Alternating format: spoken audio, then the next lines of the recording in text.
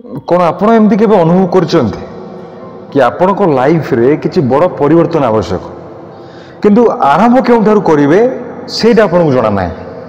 कौन आपण चाहुचंती कि आपण को प्रत्येक दिन एनर्जी रे भरी हेउ, आपण को फोकस पावर तेज हेउ, आ आपण निज लाइफ रे अधिक सफल होंतु। जदि एहार उत्तर हाँ होता है तो आपण को पाई गोटे छोटिया सिक्रेट अछि। दुनिया रे सबठारु सफल व्यक्ति जेमिति कि मुकेश अंबानी, बिल गेट्स, विराट कोहली, एपीजे अब्दुल कलाम किंबा एलन मस्क एमाने समस्ते निज सकाळर आरंभ समान भाव करते। सेमाने निज सकाळ को पावरफुल मोमेंट बनाते। आउ एहा ही हेउची सेमानक सफलतार सबुठारु बड़ रहस्य। आज मु आपनकु 5टी एमिति मॉर्निंग हैबिट्स विषय कहिया पय जाउची जहाकु जदि आपण फॉलो करंती तो आपन को केही भी रोकी पारिबेन।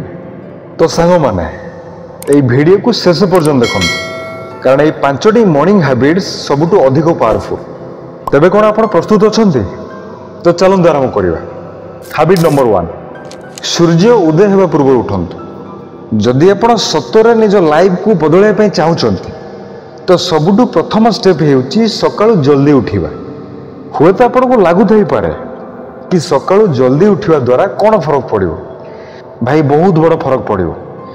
दुनियार सबुठारु सफल व्यक्ति सी एप्पल सीईओ टीम कुक हुंतु, बिजनेसमैन मुकेश अंबानी हुंतु अबा क्रिकेटर विराट कोहली हुंतु, एमानकर गोटिए हैबिट कॉमन हेता है आ ताहा हेउची एमाने समस्त सकाळु जल्दी उठंती। जेबे आपण सूर्य उदय हेबा पूर्व उठंती सेबे आपणक पाखरे गोटिए एडवांटेज थाए।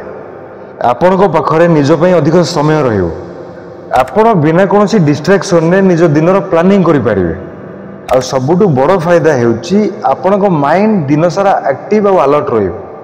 तो कोन आपण आसंता काली सकाळ 5टा रे उठिया पई प्रस्तुत अछंती कमेंट करि जणांतु। हैबिट नंबर 2, निज दिनर प्लानिंग करंतु। Without a plan you are lost. कोन आपण के भाबिचंती कि किछि लोक दिन सारा बिजी रहंती तापरे भी सेमाने किछि खास हासिल करि पारंतेनि, जेबे कि किछि लोक बहुत कम समय भितरे बड़ बड़ काम करि दियंती। डिफरेंस केवल गोटिए जिंसर थाए आ ताहा हेउची प्लानिंग। जदि आपण सकाळु उठिया परे परे निज दिनर प्लानिंग करि नेबे तो आपणको प्रोडक्टिविटी 2 गुणा बढ़ी जिवो। बास गोटिए सहज तरीका आपणांतु। फास्ट गोटिए डायरी नियंतु, सेथिरे दिन सारा भितर करियो थिबा काम मध्यरु 3टा मोस्ट इंपोर्टेंट काम लिखंतु। छोट छोट काम को से लिस्ट रे ऐड करंतुनी, केवल बड़ आ जरूरी काम पर फोकस करंतु। सकाळ समय रे सबुठारु कठिन काम को प्रथमे कंप्लीट कर दियंतु। एथिरे पूरा दिन सहज लागियो। मन रखंतु जदि आपण निज दिन को कंट्रोल न करिवे तो दिन आपण को कंट्रोल करियो। हैबिट नंबर 3, मेडिटेशन आ एक्सरसाइज। गोटे पुराना लोक कथा अछि, स्वास्थ्य ही संपद। जहाँ पाखरे स्वास्थ्य अच्छी ता पाखरे सब किछि अच्छी। जदि आपण बॉडी आ माइंड ठीक भाव में काम कर तेबे पैसा और सफलता भी मूल्य नहीं। तेणु शरीर को सुस्थ रखा आपण सकाळु 10 मिनिट मेडिटेशन करंतु आ 30 मिनिट पर्यंत एक्सरसाइज करंतु। मेडिटेशन करिवा द्वारा आपण माइंड शांत रहिबो आ स्ट्रेस कम हेबो। एक्सरसाइज करिवा द्वारा आपण एनर्जी लेवल बढ़िबो और दिन सारा आपण फ्रेश फील करिवे। जबे आपण शरीर फिट रहिबो सेबे आपण चिंताधारा भी पॉजिटिव रहिबो। मन रखंतु जेउ लोक माने निज स्वास्थ्य उपर ध्यान देई न थांती सेमाने निज लाइफ रो सबुठु बड़ भूल करि बसी थांती। हैबिट नंबर 4, मोटिवेशनल बुक अबा पॉडकास्ट सुनंतु। आपण निज माइंड रे जेमितिका जिंस पुरेइबे आपण चिंताधारा भी सेमितिका हेबो और आपण दिन भी सेमती कटियो। जदि आपण सकाळु उठिया मात्रे ही सोशल मीडिया न्यूज और नेगेटिव जिनस देखंती तो दिन सारा आपण माइंड नेगेटिव रहियो।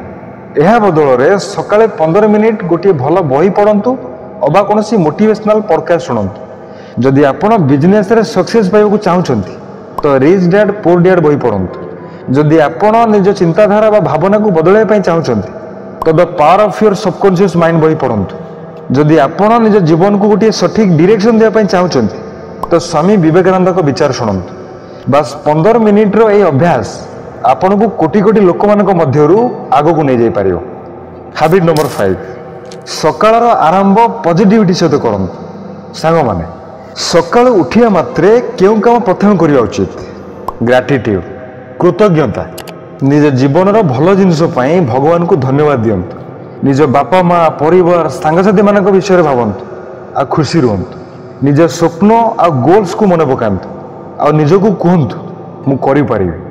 ଗୋଟିଏ କଥା ମନେ ରଖନ୍ତୁ, ଯେଉଁ ମଣିଷ ସକାଳେ ସବୁଠୁ ପ୍ରଥମେ ପଜିଟିଭ୍ ଏନର୍ଜିରେ ଭରି ହେଇଯାଏ ତାର ପୁରା ଦିନ ଯାକର ଏନର୍ଜି ପଜିଟିଭ୍ ରହିଥାଏ। ସାଙ୍ଗମାନେ, ଏହା ଥିଲା 5ଟା ମର୍ଣ୍ଣିଂ ହ୍ୟାବିଟ୍ସ ଯାହା ଆପଣଙ୍କ ଲାଇଫକୁ ସମ୍ପୂର୍ଣ୍ଣ ଭାବରେ ବଦଳାଇ ଦେବ। ଯଦି ଆପଣ ଏହାକୁ ନିଜ ଡେଲି ରୁଟିନରେ ଆପଣେଇ ନେବେ ତ ଆସନ୍ତା 30 ଦିନ ମଧ୍ୟରେ ହିଁ ଆପଣଙ୍କୁ ନିଜ ଭିତରେ ବଡ଼ ପରିବର୍ତ୍ତନ ନଜର ଆସିବ। ତ ଆସନ୍ତାକାଲିଠାରୁ କିଏ କିଏ ଏହି ଅଭ୍ୟାସକୁ ଆପଣେଇବା ପାଇଁ ଯାଉଛନ୍ତି କମେଣ୍ଟ ବକ୍ସରେ ୟେସ୍ ଲେଖି ଜଣାନ୍ତୁ। ଆଉ ଏ ଭିଡ଼ିଓକୁ ନିଜ ସାଙ୍ଗସାଥିମାନଙ୍କ ସହିତ ସେୟାର କରନ୍ତୁ, ଯାହାଫଳରେ ସେମାନେ ବି ନିଜ ଲାଇଫକୁ ବଦଳାଇ ପାରିବେ। ଯଦି ଆପଣଙ୍କୁ ଆଜିର ଭିଡ଼ିଓଟି ଭଲ ଲାଗିଥାଏ ତ ଏହାକୁ ଲାଇକ୍ କରନ୍ତୁ, ସେୟାର କରନ୍ତୁ, ସବସ୍କ୍ରାଇବ୍ କରିବାକୁ ଜମାରେ ଭୁଲନ୍ତୁ ନାହିଁ। ପୁଣି ଦେଖା ହେବ ନେକ୍ସଟ ଭିଡ଼ିଓରେ। ସେ ପର୍ଯ୍ୟନ୍ତ ନିଜ ସ୍ୱପ୍ନ ଆଡ଼କୁ ବଢ଼ି ଚାଲନ୍ତୁ। ଧନ୍ୟବାଦ।